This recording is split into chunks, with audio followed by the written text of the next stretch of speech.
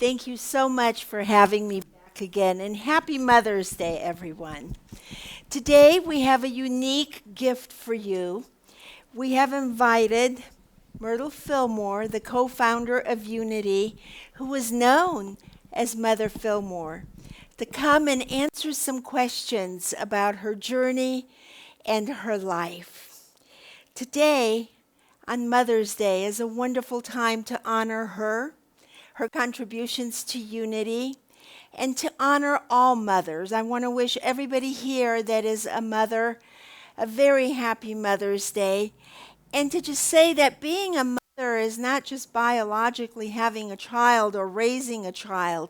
There is that divine feminine energy in each and every single one of us, including in males. We're all part male and female in our energies, that is nurturing, that is caring, that is loving, that is protective, that is creative, and that is here to make sure that each and every single little person that comes along in our lives is loved and held up and sheltered and protected and guided to becoming the best possible version of themselves. So this is not just directed to the ladies in the audience that have been fortunate and blessed and called upon to raise a child. And so the next one, please. There are many different forms of mother qualities. Of course, it's the life-giving force, which is about giving birth, empathy, compassion, selflessness, strength. There are stories about mothers that found themselves literally lifting a vehicle to save their child that was trapped underneath of it. I mean, the strength that comes, it's divine strength in the divine feminine and the divine expression of each and every single one of us that comes forth when needed. And that strength and that protectiveness can become just the softest, gentlest form of nurturing. And always, always unconditional love. Love that is not based on how good you do, how pretty you are, how handsome you are, how strong you are, how well you carry forth whatever thought is going on in the mind of the parent that wants to have a second bite at the apple through whatever it is that you're going to do now through life. But it is that which is always there. It is the love of the divine that says, yes, beloved, whoever you are, however you are, I accept you and I love you. And I want to say, and we'll come back to this towards the end of today's talk, not each and every single one of us was blessed with that kind of an experience from a parent maybe, but we were all blessed with that kind of an experience from someone in our lives that was a representation of God, that put themselves in the right place in the right time to encourage us, to tell us that yes, we are good enough, to tell us that there's always going to be angels on our path to encourage us and to show us the right way. I know there were some times in my upbringing when I would hear talks that started like this one, or look at greeting cards, because I had a hard time, but I love my mother and I honor her for all the things that she did, including coming here by herself with me and my grandmother from Romania when I was just 11 years old. People do the best that they can. And when we honor mothers on Mother's Day, we honor all of those that did the best that they could to be there for us and to give us the best possible opportunities and guidance in life. The next one, please. There are so many different manifestations of mothers. First of all, there's Mother Earth. And we look at our beautiful, beloved planet, what a gem it is. It feeds us. It nurtures us. It gives us opportunities for play and for joy. It protects us. It sustains our lives physically. It gives us air to breathe. Deep, deep, deep in the soils and in the plants. There are those things that have healing capabilities and return us from the false effect of dis-ease into wholeness. And it's something that sometimes we forget. We take for granted. We take for granted that we walk on our beautiful Mother Earth. We take for granted that it's just there in the background. And we forget to take care of her. And so on this very special day, I want to remind each and every single one of us of Mother Earth. Because without Mother Earth, all of the other mothering skills and gifts and ourselves would have no place to be.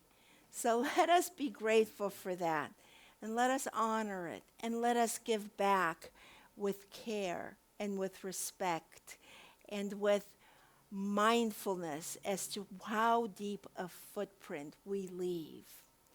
There are teachers, and I know we have teachers in this group here today. The teachers are our mothers and fathers away from home. The ones that take the time and the care and the patience to guide us, to show us what's ours to do, how to grow up, how to expand our minds, how to be an example of loving care. We have grandmothers that are there. I'm a grandmother, and I try to be there for my grandson. And this is his papa here that he just, adores because he doesn't know his dad. This is all part of nurturing a child. The ideal of motherhood in our, at least our Western culture, started with beloved Blessed Mother Mary and her choosing to have beloved Jesus by divine birth and choosing how to be there and to just, guide him and the things that she had to sacrifice. And whether we literally believe each and every single word of that, it is the metaphysical interpretation of what sacrifice and love and example, and then the pain that many mothers have suffered by watching and experiencing the unnaturalness of having your child go before you. That is a tremendous sacrifice that someone makes. It is out of order, and yet it happens. And we need to honor that and be mindful of that. There are so many beautiful expressions of motherhood working together with children, in nature, with the creative spirit, in arts. And we have to remember that it is not just mom that dresses us, feeds us, and helps us do our daily routines, but all of these elements in our world that work together for us to be able to become the adults that we're intended to be. And the next one, please. So here now, we're going to talk about Myrtle Fillmore. And in her own words, she's known as the Mother of Unity, and she was called Mother Myrtle. And also Charles, her beloved husband, was often called Papa Charles. So what I've done is I've taken the liberty of inviting her here from beyond the veil. We all know the veil is very thin. And we are so blessed that we're going to be able to ask her some questions today. The next one, please. She has done so much for this movement. She did not begin by wanting to start a movement. She came into this physical realm and she was ill as a child. And she fought for her life in so many ways. She came from a very strict Christian upbringing, from a well-to-do family in Ohio that taught her the strict fundamentals of the Bible, but also provided her love, all of the things that she needed in order to grow up, but taught her also that disease can be inherited. And so she struggled with that a great deal. Can we see the next slide, please? We have a question for her. Who has the first question to ask her about her life before unity? Yes, please. Why were you called Mother Myrtle? Why were you called Mother Myrtle? Well, many came to call me Mother Myrtle. I never asked for the name. It was something that grew, like a flower unfolding, not planted by hand, but by love. One day I was asked, "Why do people call you Mother?" And I smiled and I said, "I've been called Mother by many, but not because I bore them physically, but because I mothered their souls." That's what I tried to do, to believe in people when they forgot how, to love them when they could not love themselves, to see them as whole, even when they were certain they were broken. I hold the vision of the Christ for others until they are strong enough to hold it for themselves. That is what a mother does, whether of the body or the spirit. So if today you are seeking comfort or healing or hope, let me mother you for a while. Let me remind you, you are loved. You are powerful. You are precious, and you are already enough.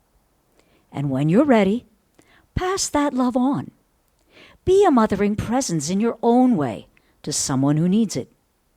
That, dear ones, is the real legacy, and it's yours now. Thank you. Thank you so much. And does someone have a second question to ask her? Yes, I do. Oh, thank you. Mother Myrtle, what was your life like before unity? And how did you come to make the choice to transition from traditional religion to spiritual healing? That's an excellent question. Before unity, my life was marked by frailty and fear. I was often ill, and I had come to accept the belief, common in my upbringing, that sickness was something inherited, something inescapable. I grew up in a strict Methodist home, where God felt very distant and the teachings, though well meant, offered little comfort in the face of my constant health challenges. But everything began to change when I heard a lecture by Dr. E.B. Weeks. He spoke a single sentence that stirred something deep within me.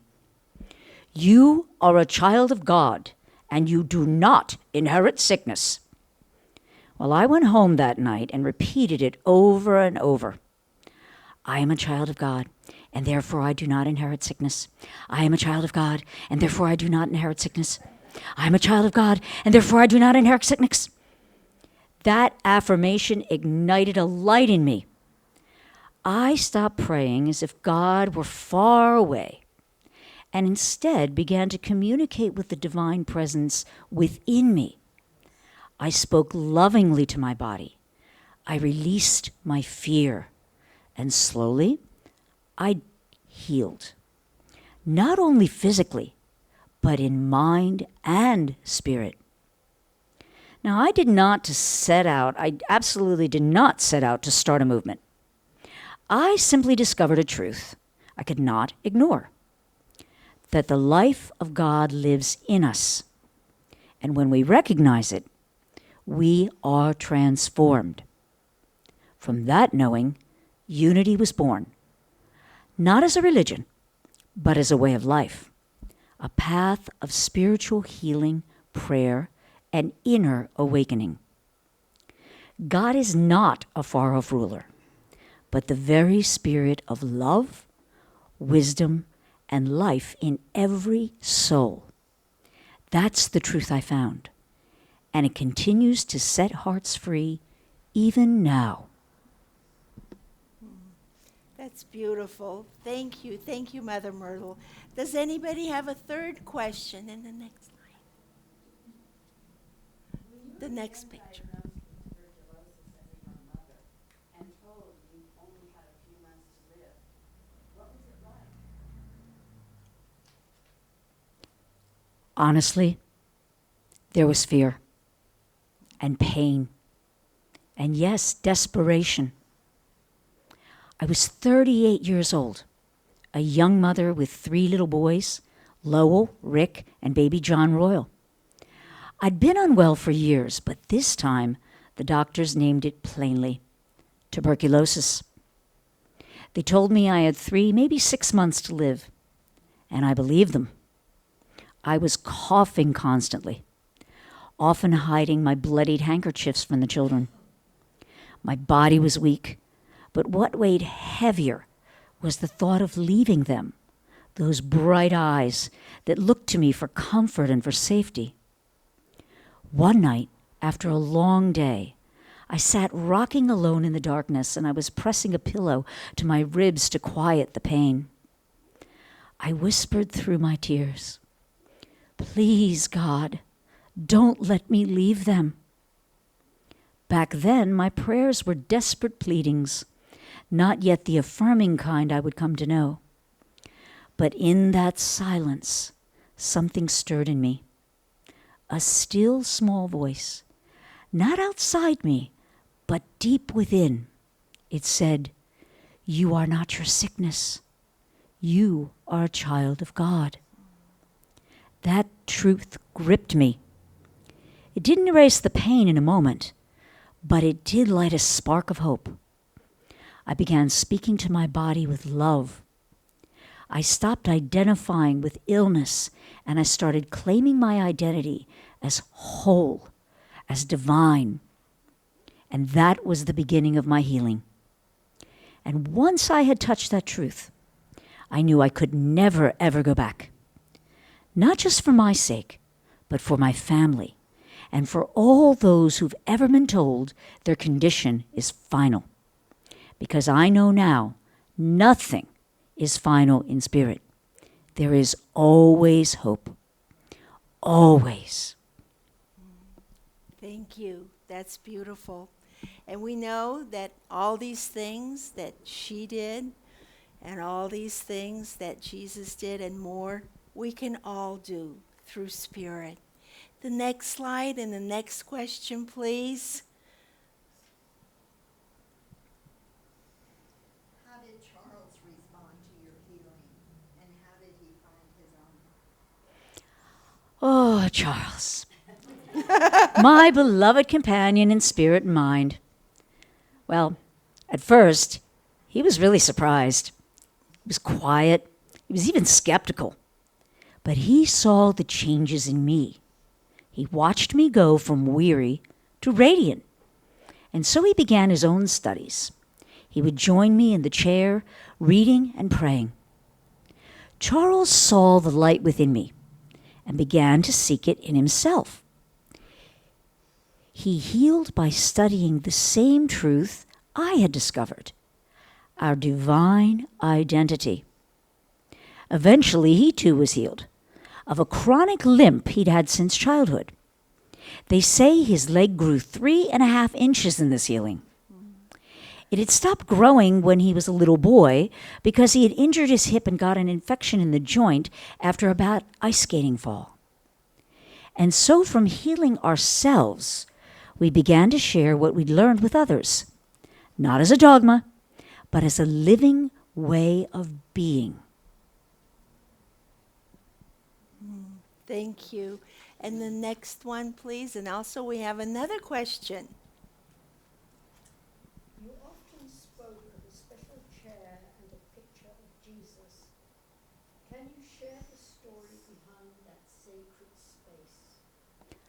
Ah, my healing chair, yes. When I began my spiritual healing journey, I needed a sacred space. So I placed a chair in a quiet closet of our house, and above it, I hung a picture of Jesus, not as a figure to worship afar, but as a living presence, my brother, my teacher and healer. Each day, I sat before that chair, and I read the Gospels aloud. Every word that Jesus said about life, health, and the kingdom within. And I listened. I studied, and I wrote affirmations and prayers. I studied the Gospels and found that Jesus did not say we must be sick, but that we must believe. I realized that it was my responsibility to change my thinking. That chair became my altar, my sanctuary, and my healing chamber. And slowly, I was healed completely from tuberculosis and many other conditions. Thank you. And we know that after the first 2 years of her healing transformation, she was never sick again. And so the next slide, please. And who has the next question?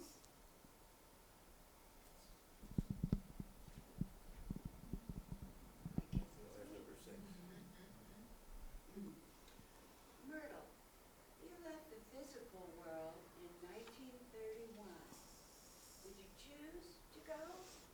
What was your experience of that transition? I chose to go. My work was complete. I'd given my all, and it was finally time to rest in the greater light. I told those around me, I am satisfied. I have done what I came to do, so let me go. I'm going to go rest for a while in the love of God. And so I did. Not with sadness, but with joy. You see, there is no death, only transformation. Just like a butterfly when it leaves its cocoon. I felt myself rise, as if I was riding on a current of love. I looked back with gratitude and forward with joy. And even now I whisper to you, as I did to many in prayer, you are not alone. The light of Christ is within you. Health, peace, and supply, they are all yours by divine right. I am not far from you. No mother, no teacher, no healer ever truly leaves. We dwell in those spaces between your thoughts, in the silence where silence and spirit speaks. On this Mother's Day, let my life be a reminder that you are a child of God. You are not broken. You are divine, and you are already whole. Bless you, dear ones. I love you always. Thank you. So what we do know is that she went and said her goodbyes to all of the workers that were part of the movement at Unity Village, and that she let them know that it was time for her to go, and that she said that she could do more for this movement from the other side of life. And she then passed away without any illness, without any discomfort, in her sleep. Is there the next slide, please? And I believe that we have, no, this is the last, no, this is Mother Myrtle. This is it. Yes, this is the slide. So I would like for all of us to read this together and to speak it as an affirmation to our inner child and to everyone else here in the room, if you just want to look around. It is something that we all need to hear, always. So let us begin. On this Mother's Day, let my life be a reminder. You are a child of God. You are not broken. You are divine. You are already whole. Bless you, dear ones. I love you always. Remembering Mother Myrtle. And thank you. And now the next slide. So I mentioned in the beginning that not all of us were raised necessarily by a Mother Myrtle, but we were raised by someone who chose to have us and to love us to the best that they knew how. So in How to Love by Thich Nhat Hanh, he talks about something called love like a river. And he says you take a handful of salt and you put it in a glass of water, and that water becomes undrinkable. But you take the same handful of salt and even more, and you put it in the river, and it doesn't make any difference to the water in the river. And he says the same is true of our hearts. If we can expand our hearts to be like a river, then those things that caused us pain, difficulty, those memories that maybe we cannot seem to be able to push to the back, to the past, they are washed by the love of the river. And we begin to have a sense of understanding and compassion. We accept others, we accept ourselves, and we learn to forgive. And so this is one of the gifts of Mother's Day that we can give to ourselves today. If maybe somebody forgot to teach us just this little lesson or didn't read this book, that a heart is like a river and it washes over pain. It brings freshness, clarity, love. It supports us.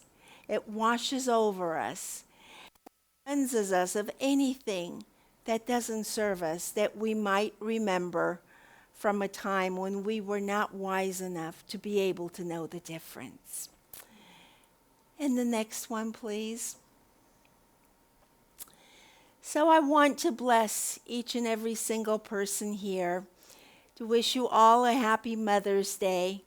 Whoever you're celebrating, remember you're also celebrating a part of yourself. Each and every single one of us has a mother. Many of us are mothers, and many of us have just simply mothered. In my case, our daughter is adopted from birth.